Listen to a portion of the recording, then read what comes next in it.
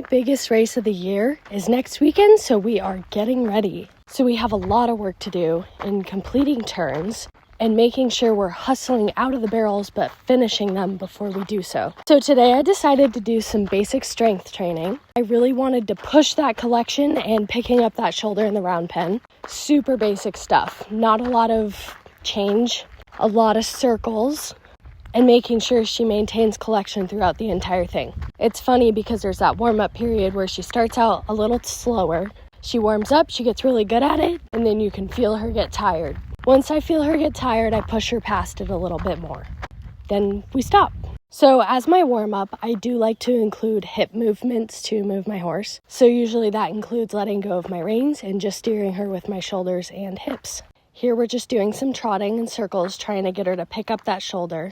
I have to admit, today was not my best ride. I did know the second I got on, I knew I was going to be a little agitated today. She was a little ornery as well, but she's a mare. She did really good though. We've also been working on headset so much lately. If my coach saw this video, she'd be yelling at me for my wrists.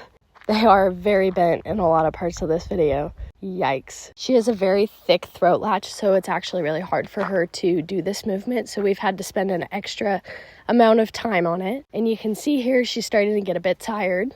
These videos are 2 minutes, but generally speaking, I spend about 30 minutes loping. There's obviously stops in there. I don't like to wear her out, but she's working hard.